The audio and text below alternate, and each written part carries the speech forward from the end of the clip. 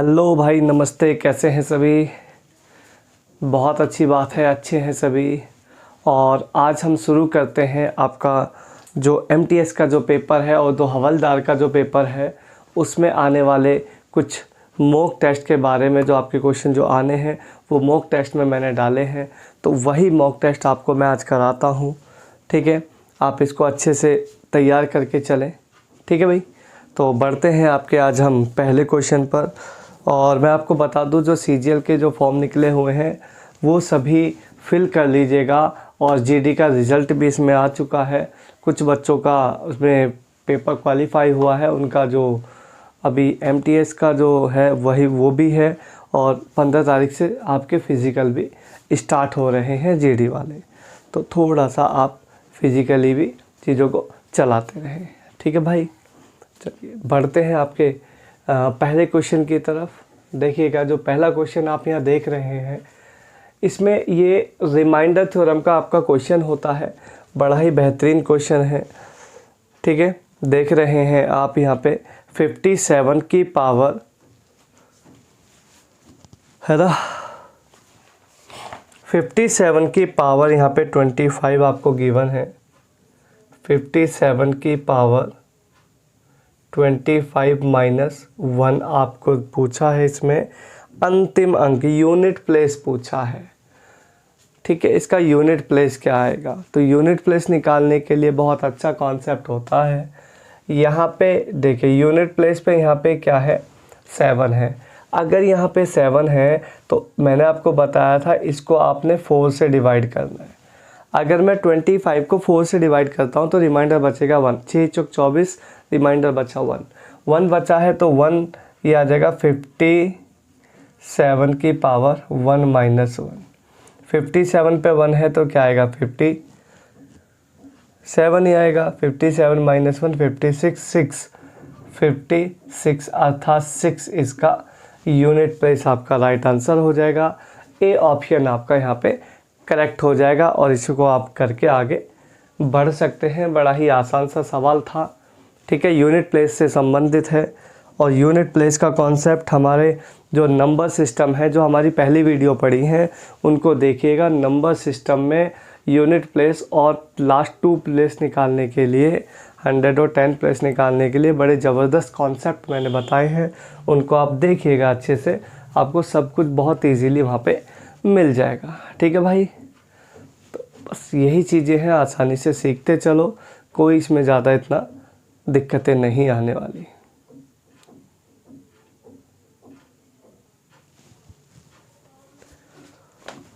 चलते हैं आपके नेक्स्ट क्वेश्चन की तरफ। और नेक्स्ट क्वेश्चन आपके सामने है, 2 संख्याओं का एलसीएम 120, एचसीएफ 10 है। इन दोनों संख्याओं का सम चाहिए। ठीक है, इन दोनों संख्याओं का आपको सम चाहिए। तो सम कैसे निकलेगा, आओ ज़रा इसको देखते हैं, सम कैसे निकालेंगे। फर्स्ट ऑफ ऑल मैं क्या करता हूँ, रेशो निकालने की कोशिश करता हूँ।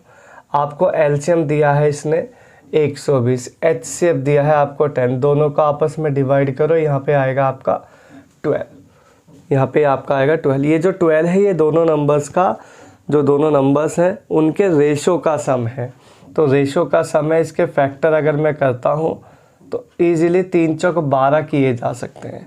यानी जो नंबर है उनका जो रेशो रहा होगा 3:4 रहा होगा।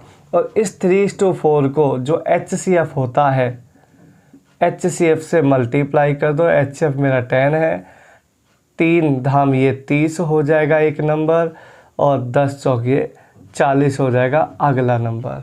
आपको तो नंबर चाहिए नहीं, आपको क्या चाहिए, दोनों नंबर्स का सम चाहिए। तो दोनों नंबर्स का सम करेंगे तो 30 40 से 70 आपका यहाँ पे राइट आंसर आ जाएगा 70। ऑप्शन नंबर डी आपका यहाँ पे एकदम करेक्ट आंसर हो जाएगा। डी ऑप्शन यहाँ पे एकदम आपका करेक्ट आंसर हो जाएगा। कोई भी समस्या नहीं है, बड़े आसानी से ये सवाल हो जाएगा।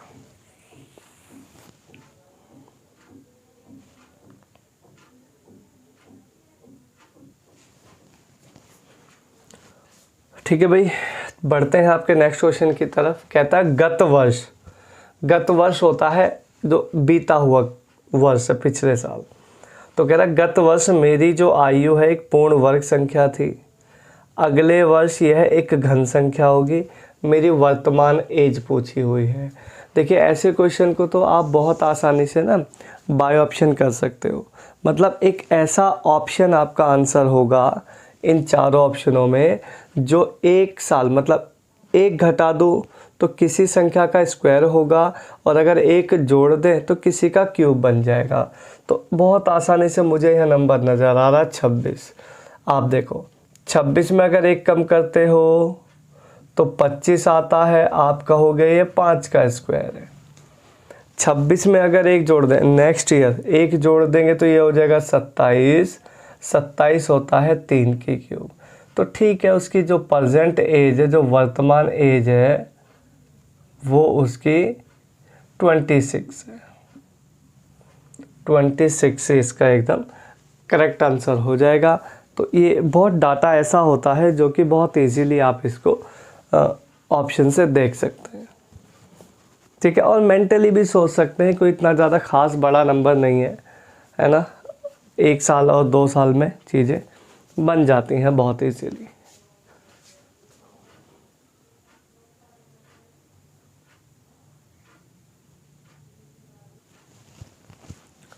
बढ़ते हैं आपके नेक्स्ट क्वेश्चन की तरफ। क्वेश्चन है गणना करने पर 12 छात्रों का जो औसत है वो 40 निकाला गया, ठीक है भाई। लेकिन बाद में पता चला कि गलती से 54 की जगह 42 लिखा गया और 50 की जगह 74 जोड़ दिया गया।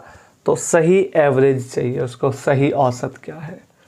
देखो सिंपल, 12 संख्याओं का एवरेज जो है अभी 40 है, ठीक है।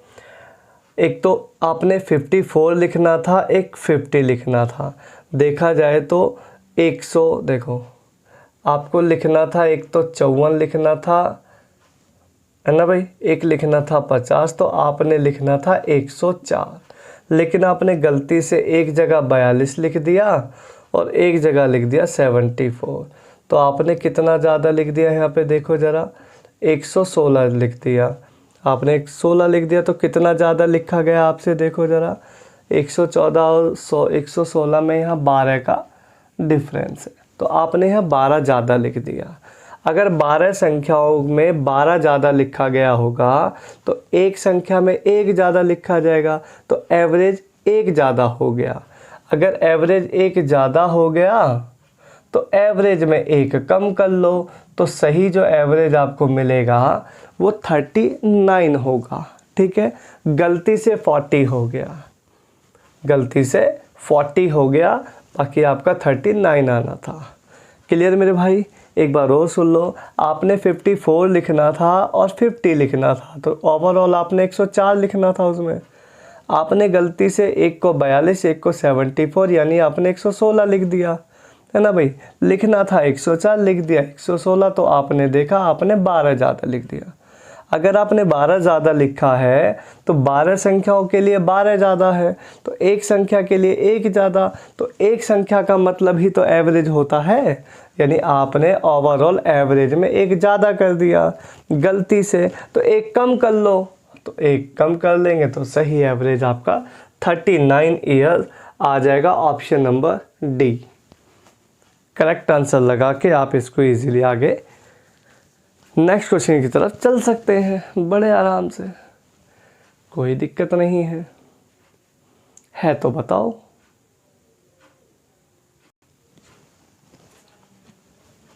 Yes, next question. मेहरा 16,000 रुपये वार्षिक वेतन पर विक्रय मूल्य प्रतिनिधि के रूप में शुरू करता है। यदि उसके वर्ष वेतन में हर वर्ष 15% की वृद्धि होती है, हर साल 15% वृद्धि होती है, उस कंपनी के लिए कितने वर्षों तक काम किया जाए ताकि जो वेतन है वो 2,79,841 हो जाए। देखिए मैंने आपको इसमें पहले भी बताया है, आप अमाउंट ऊपर रखो, प्रिंसिपल नीचे रखो, तो कितना पैसा हो गया, 2,79,841 हो गया। 16,000 का पैसा 1,60,000 पैसा है ना भाई।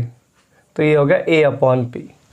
अब आप ये देखो ये नंबर किसी का स्क्वायर या क्यूब कितने परसेंट से हुआ है ये भी देख सकते हो, 15% से, यानी 115/20 आ गया। इतना भी कैलकुलेट कर सकते हो, कोई ज़्यादा परेशानी नहीं है। 115/100 हो जाएगा। 5 से काटोगे 23, 5 से काटोगे 20। सीधा सीधा नज़र आ रहा है, ये पावर 4 जा रहा है। पावर 4 करेंगे तो 1,60,000 आएगा, तो इस पे पावर 4 करेंगे तो जाके ये 2,79,841 आएगा। तो पावर 4 होने का मतलब है 4 वर्ष मेरा यहाँ पे राइट आंसर आ जाएगा, एकदम correct answer 4 year, option number A, 4 year इसका एकदम करेक्ट आंसर है।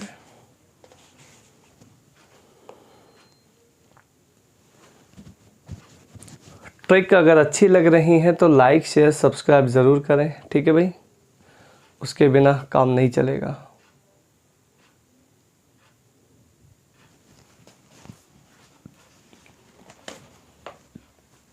चलते हैं आपके नेक्स्ट क्वेश्चन की तरफ।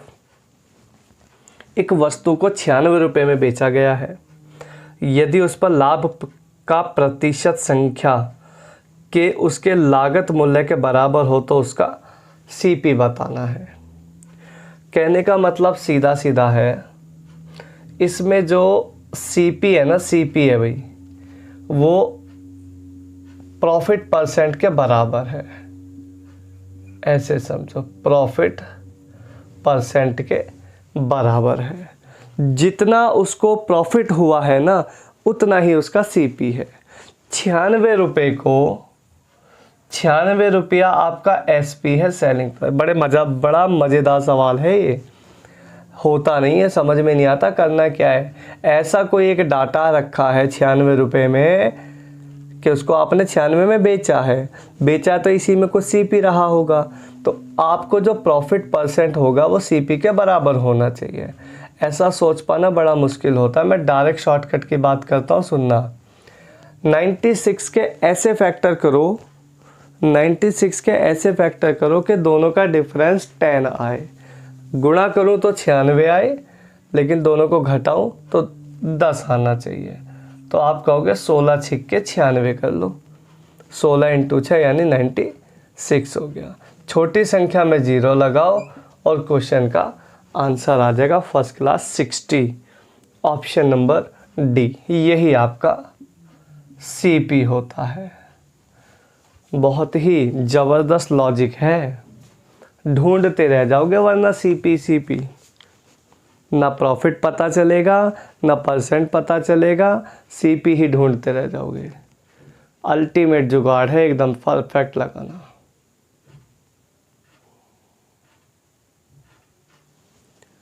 चलते हैं आपके नेक्स्ट क्वेश्चन की तरफ, जो कि रेशो का बहुत ही सिंपल सा सवाल है। रेशो को बैलेंसिंग करना है। ए बी गिवन है, बी सी गिवन है, सी डी गिवन है, ठीक है, बहुत आसान है। देखो ए बी सी डी लिखो, कुछ नहीं है।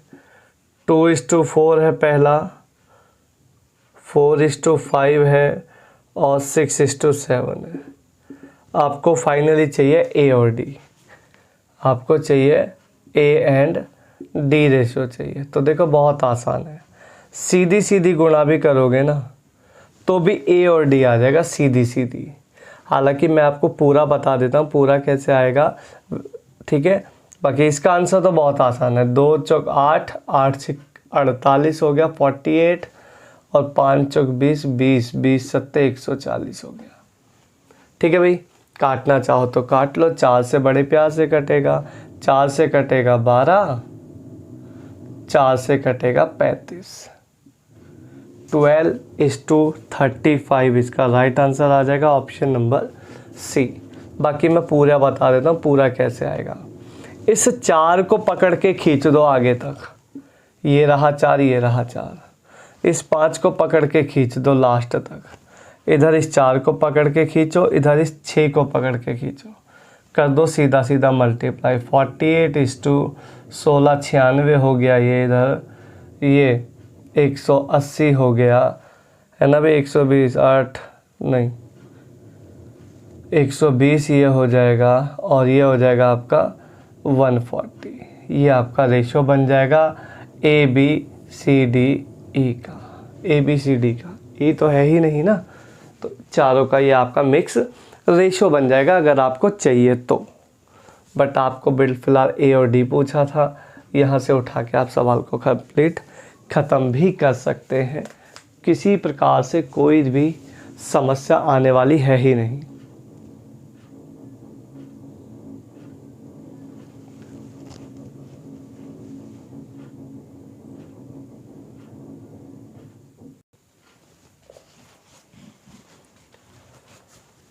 चलते हैं आपके नेक्स्ट क्वेश्चन की तरफ। A, B और C प्रतिदिन 150 रुपया कमाते हैं। A और C 94 रुपीज़ कमाते हैं। B और C 76 रुपीज़ कमाते हैं। C की इनकम चाहिए। भाई देखो, ABC तो 150 आपका है ही है। यहाँ पे ABC 150 कमा रहे हैं। AC आपका 94 है। AC आपका 94 है ना भाई, और BC आपका 76। दोनों को अगर हम जोड़ते हैं, क्योंकि अगर इनको जोड़ेंगे तो C में डबल हो जाएगा, घटा देंगे 150 रुपया, आंसर आ जाएगा। ये हो गया आपका 170। 170 minus 150, answer will be 20। Option number B, 20 rupees आपका यहाँ पे C की इनकम आ जाएगी बड़े आराम से। क्लियर है?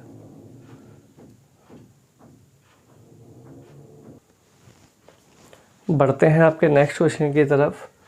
एक रेलगाड़ी 90 किलोमीटर प्रति घंटा की चाल से 18 किलोमीटर प्रति घंटा की चाल से एक उसी दिशा में गाड़ी जा रही है। 6 सेकंड में पार करती है। रेलगाड़ी की लंबाई चाहिए। ठीक है भाई, सेम डायरेक्शन में जा रहे हैं तो दोनों जो स्पीड होती है वो माइनस हो जाती है। तो 90 माइनस 18, ये बचा आपका 72 किलोमीटर प्रति घंटा की चाल से 6 सेकंड का डिस्टेंस चाहिए। और जब जब D चाहिए वहाँ 5/18 हमारा फिक्स होता है। 18 चौक 72 कट जाएगा। 24 पंजे 120 मीटर आपका यहाँ पे राइट आंसर हो जाएगा।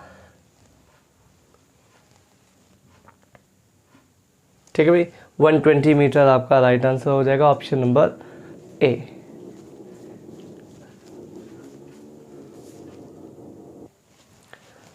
चलते हैं आपके नेक्स्ट क्वेश्चन की तरफ। X तथा Y ने एक व्यापार अपने धन का 15:8 के अनुपात में लगाकर एक व्यवसाय शुरू कर दिया है। X और Y, X ने 15 और Y ने 8। इनका जो प्रॉफिट का जो रेशो पाया गया वो पाया गया 21:16। कोई आपत्ति नहीं है किसी भी बालक को। चलिए, बहुत अच्छी बात है। Y ने अपना पैसा 10 महीने लगाया। Y है ये, Y ने पैसा लगाया 10 महीना। कहता है X ने कितने महीना लगाया, X का महीना पूछ रहा है। तो यार एक काम नहीं कर सकते क्या? आमने सामने डाटा पड़ा है, काटा पीटी तो मचानी है। अब काटा पीटी मचानी है तो मचा लेते। 3 सत्ते 3 पंजे 5 दूनी 8 दूनी 16 से 16 निपट गया। M की वैल्यू आ गई 7 मंथ पैसा लगाया है X ने अपना।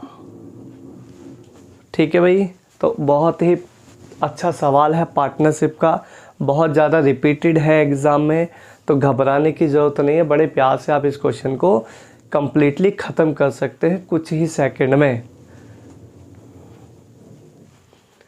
अगर आपको मेरा पढ़ाया हुआ समझ में आता है थोड़ा सा भी, तो आप समझ के अच्छे से चीज़ों को सीखते चले जाएं। और चैनल को सब्सक्राइब और लाइक और कमेंट से ज़रूर करें।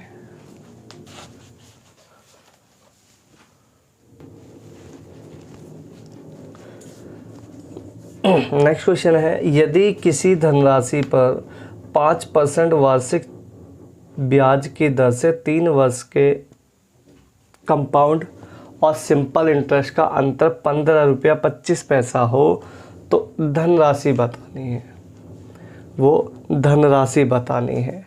डायरेक्ट शॉर्टकट दे रहा हूँ, ध्यान से सुनना।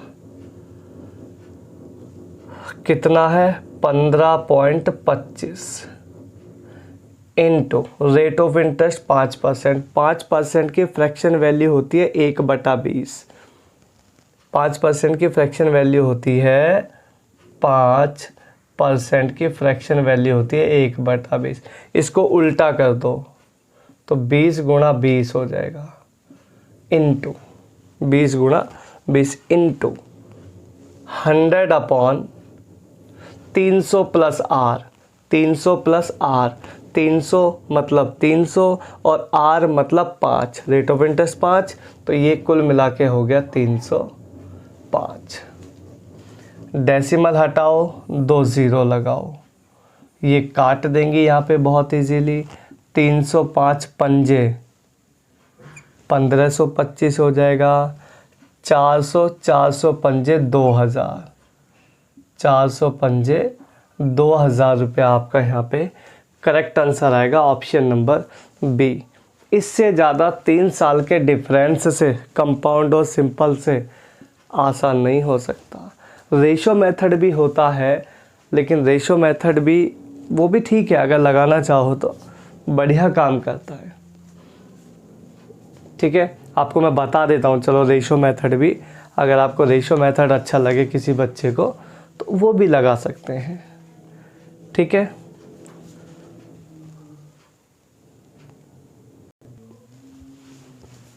देखो रेशो मेथड 3 साल की बात है तो 3 3 1 तो लगेगा ही लगेगा भाई। 3 साल में रेशो 3 3 1 लगता है। यहाँ पे पी हम अपनी मर्जी से लेट करते हैं।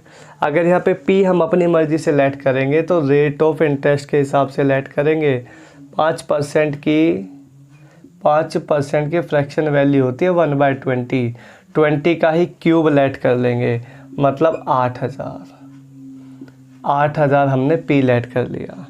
8000 का 5% 400, 400 का 5% 20 और 20 का 5% 1। पहले नंबर को छोड़ के बाकी जो बचा होता है वो कंपाउंड और सिंपल का डिफरेंस होता है। तो ये आया 60, 60 प्लस 1 अर्थात 61 यूनिट। 61 यूनिट मेरा कंपाउंड और सिंपल का डिफरेंस है। किताब वाला कह रहा है 15 रुपया 25 पैसा है भाई, मेरे हिसाब से तो मैं कह रहा हूँ 61 रुपया बैठ रहा है, तो आमने सामने रख देते हैं, देखते हैं क्या हिसाब है। इनटू तुम्हें पी चाहिए, इनटू में लगाओ 8000 रुपया। खेल ख़त्म। डेसिमल से 2 ज़ीरो तो कटनी है, नीचे 2 ज़ीरो लगाओगे, 2 ज़ीरो इसको काटेंगे। 61 से इसको काटोगे तो 6 दूनी 12, 2 चल जाएगा और 5 25 आ जाएगा। ये 25 अट्ठे 200 रुपया मतलब 2000। यहाँ भी आंसर एकदम करेक्ट आएगा। तो रेशो मेथड भी अपने आप में अल्टीमेट है। बस ये 2 ही तरीके हैं जो आपको आसान बना सकते हैं डिफरेंस से, डायरेक्ट पी निकालना। बाकी तो सब बेकार है, बाकी सब बिल्कुल वाहियात है। ट्री मेथड लगाते हैं, पूरा सब्जेक्टिव लगाते हैं, या 10th का पेपर देने जा रहे हो क्या? हाँ भाई, देने तो कंपटीशन का जा रहे हो, वहाँ जल्दी करना है, सिस्टम नहीं दिखाना, वहाँ पे ज्ञान नहीं दिखाना है ना।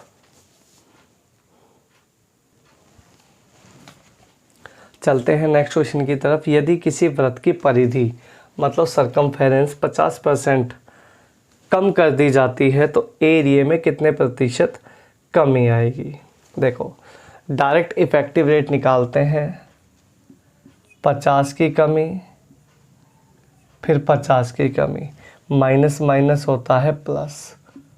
50 गुणा 50/100 ये होता है आपका इफ़ेक्टिव रेट निकालना। दोनों ज़ीरो से दोनों ज़ीरो कट जाएंगी, ये आ जाएगा माइनस माइनस प्लस अर्थात -100, प्लस में ये आ जाएगा 25। दोनों को हम करेंगे अगर कैलकुलेट तो आएगा 75%। माइनस आएगा तो यहाँ पे आपको कमी दिखाई देगी, हानि दिखाई देगी। ठीक है, इसी को बोलते हैं हम इफेक्टिव रेट या सदाबहार रूल। इसको बोलते हैं सदाबहार रूल। अच्छा, सदाबहार रूल इसका नाम इसलिए मैंने रखा है, ये हर जगह एप्लीकेबल है। अगर कहीं पे परसेंट सेम है तो वहाँ भी एप्लीकेबल है, वहाँ भी यूज़ करो, लगेगा परफेक्ट आंसर आएगा।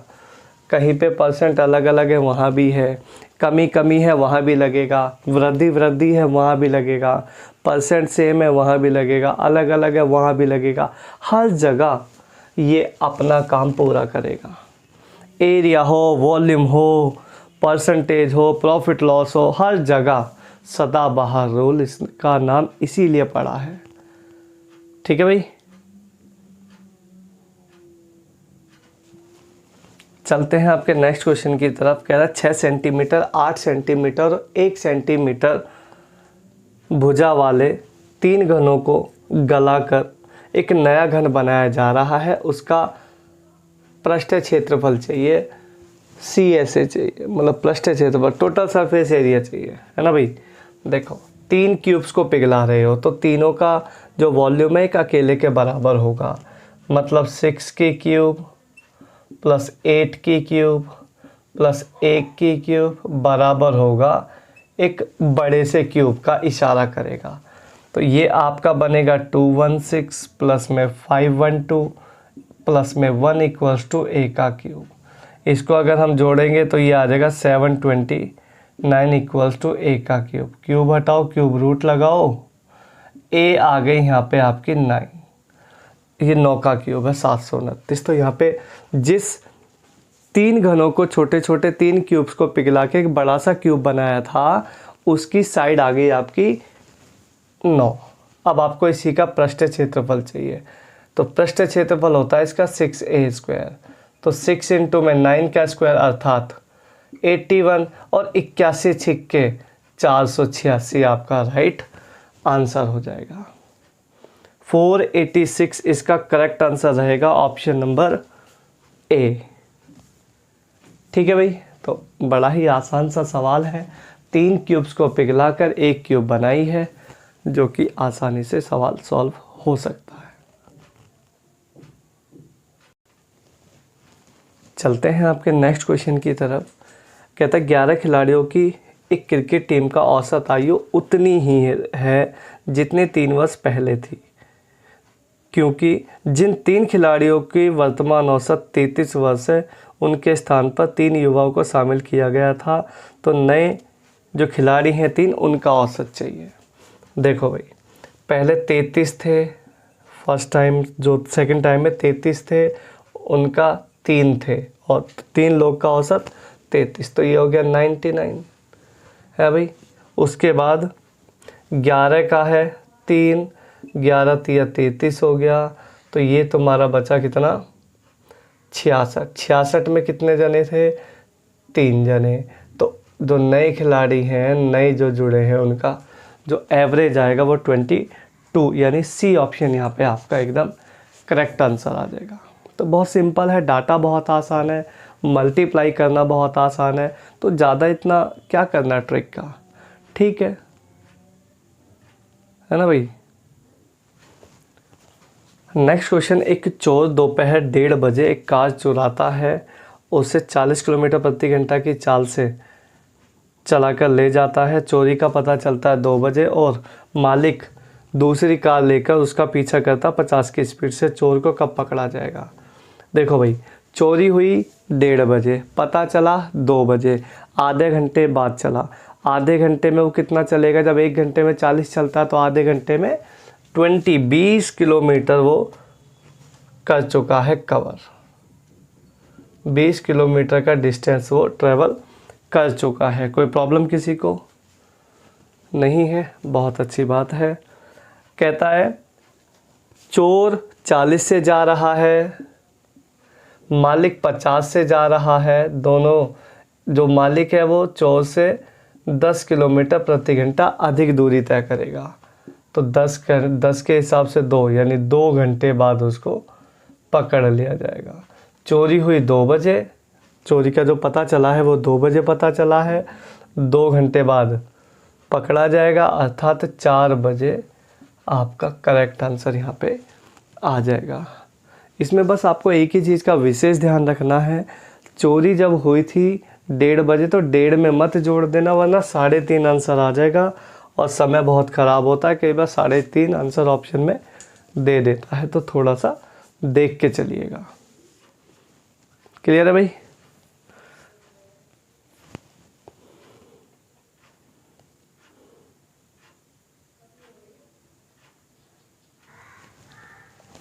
चलते हैं आपके नेक्स्ट क्वेश्चन की तरफ। क्वेश्चन है, किसी गांव की 5000 लोगों की कुल आबादी में पुरुष 10% बढ़े, महिला 15% बढ़ी और कुल आबादी बढ़ के हो गई 5600।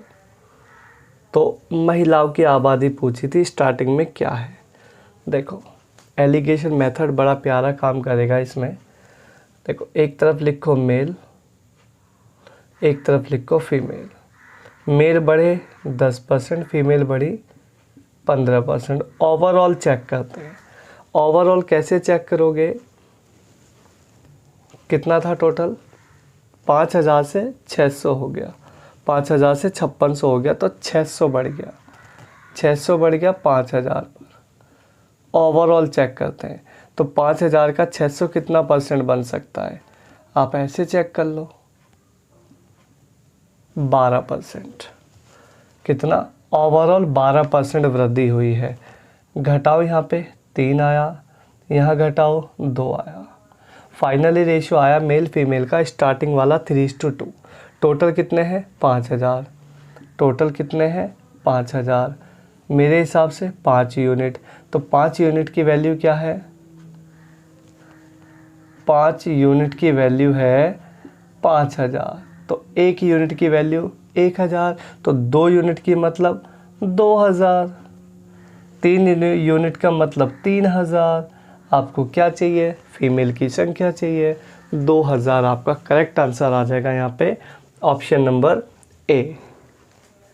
तो एलिगेशन बड़ा ज़बरदस्त इसमें काम करता है।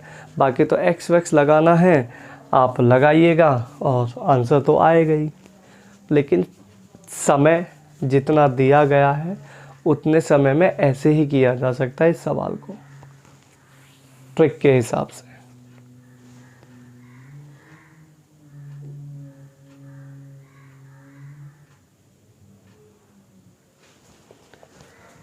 नेक्स्ट क्वेश्चन है, रतन का व्यय यानी खर्च और बचत का अनुपात है 5:1। मतलब एक्सपेंस और सेविंग का रेशो है 5:1।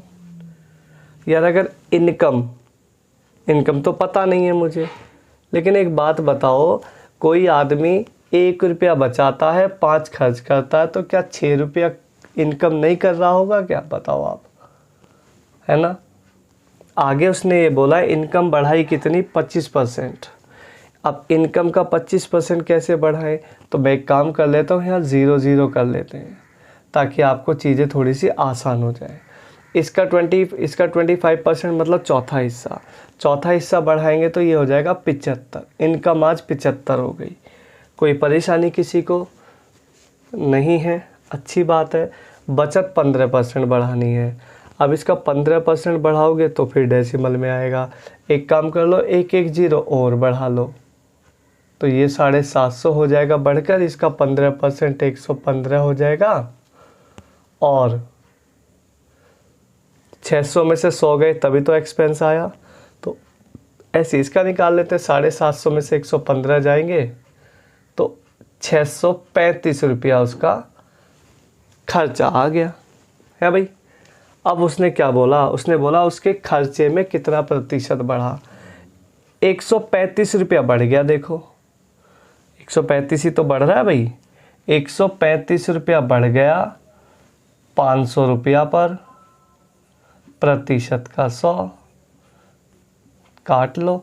27% खर्चा 27% बढ़ गया है, और यही आपका करेक्ट आंसर रहेगा, ऑप्शन नंबर बी।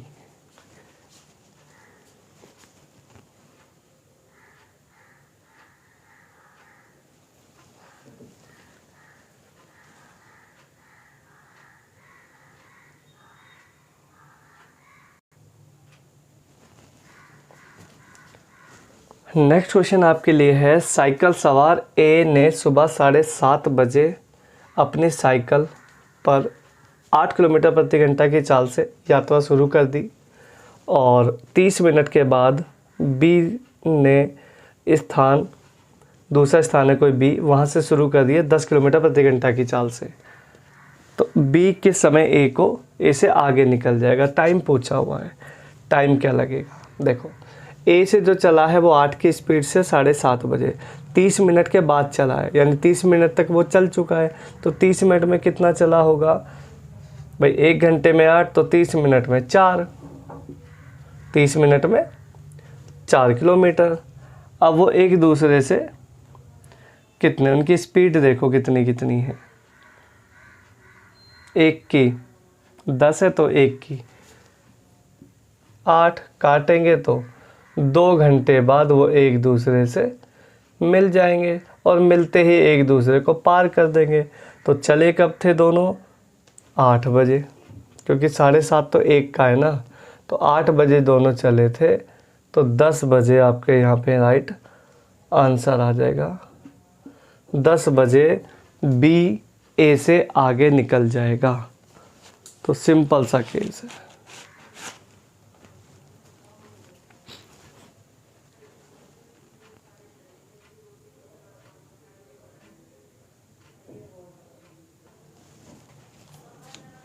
चलते हैं आपके नेक्स्ट क्वेश्चन की तरफ। क्वेश्चन है, यदि किसी राशि पर 3 वर्षों के लिए साधारण ब्याज 225 रुपया है, उसी राशि पर 2 साल का कंपाउंडेड इंटरेस्ट जो है, कंपाउंड इंटरेस्ट 153 रुपया है, निवेश किया गया धन कितना है। देखो आपको रेट ऑफ इंटरेस्ट की रिक्वायरमेंट यहाँ पे थोड़ी सी रहेगी। 2 साल का, देखो अगर जो आपको कंपाउंड इंटरेस्ट 2 साल का है तो CI आपका 2 साल का है, तो SI भी आपको 2 साल का चाहिए। 3 साल में 225 है, अगर 3 साल में 225 है, 3 साल में 225 है तो 1 साल में कितना आएगा 75, 1 साल में 75 तो 2 साल में 150, तो 150 रुपया ब्याज हो गया 2 साल का। सिंपल केस हो गया। 2 साल में आपको 150 रुपया सिंपल इंटरेस्ट मिल रहा है और CI आपको 2 ही साल में 153 मिल रहा है, तो 3 रुपया इसका डिफरेंस हो गया। 1 साल का साधारण ब्याज 75, प्रतिशत का 100, ठीक है, ये 300 हो गया और 75 चौके हो गया 300। रेट ऑफ इंटरेस्ट आ गया आपका यहाँ पे केवल और केवल 4%, ठीक है। CI का यूज़ नहीं करना कहीं भी, CI को डायरेक्ट छोड़ दो, सिंपल SI से यूज़ करते हैं।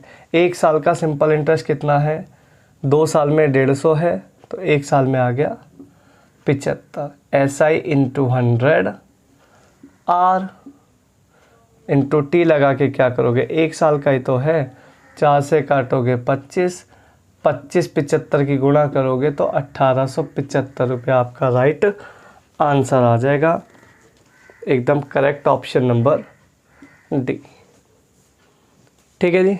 तो ये बहुत आसान सा सवाल है कंपाउंड इंटरेस्ट का, तो घबराने की ज़रूरत नहीं है भाई। कंपाउंड इंटरेस्ट को तो आप 3 साल का बना नहीं सकते, है ना, लेकिन सिंपल इंटरेस्ट जो होता है वो हर साल इक्वल होता है, तो 225 के हिसाब से वहाँ से हम चीज़ों को करेक्ट कर सकते हैं।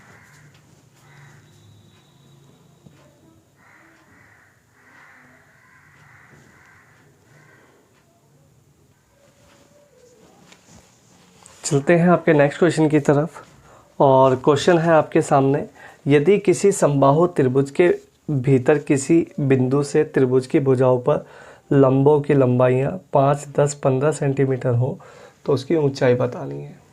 देखो ये आपका एक इक्विलेटरल ट्रायंगल है,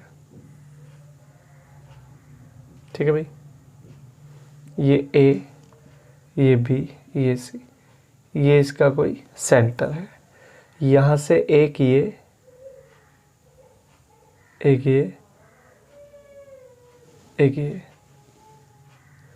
है भाई।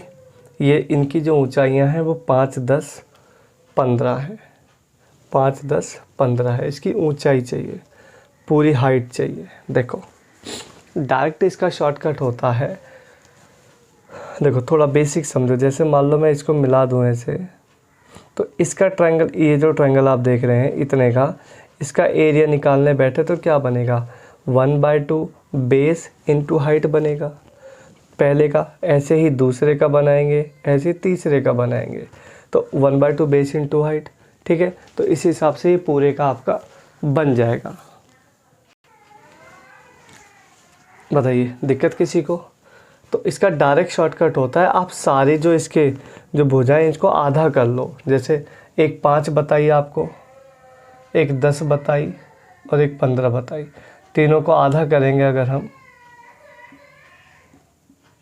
तो इसको आधा करेंगे तो 2.5, इसको आधा करेंगे तो 5, इसको आधा करेंगे तो 7.5। ये जुड़ के हो जाएगा 10 5 15, 15 का डबल करेंगे तो 30। आपका यहाँ पे एकदम करेक्ट आंसर आ जाएगा, कोई दिक्कत नहीं है।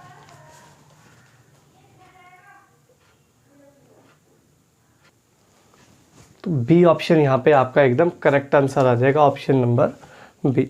ठीक है, तो ये कुछ क्वेश्चन मैं आपको 20 क्वेश्चन लेके आया था, जो आपको लिए जो एमटीएस का पेपर है उसके लिए आपको हेल्पफुल रहेंगे पूरी तरह। आप इनको प्रॉपर नोट्स बना के प्रॉपरली तैयार करें। ठीक है, 1 या 2 4 या 10, मेरे हिसाब से 10 से 15 मौका आपको मैं और दे पाऊँगा, ताकि आपको अच्छे से ये क्वेश्चंस आपको रिपीटेड हो और आपको एग्ज़ाम में जो आपका पेपर होने वाला है उसमें आपको पूरी तरीके से हेल्पफुल रहे। ठीक है, एग्ज़ाम बिल्कुल सेम टू सेम ऐसा ही आएगा, आप इस चीज़ से बिल्कुल बेचिंता रहें। ठीक है भाई, तो बाकी आपको बढ़ाएंगे आपको नेक्स्ट वीडियो में। ठीक है भाई, तब तक के लिए धन्यवाद।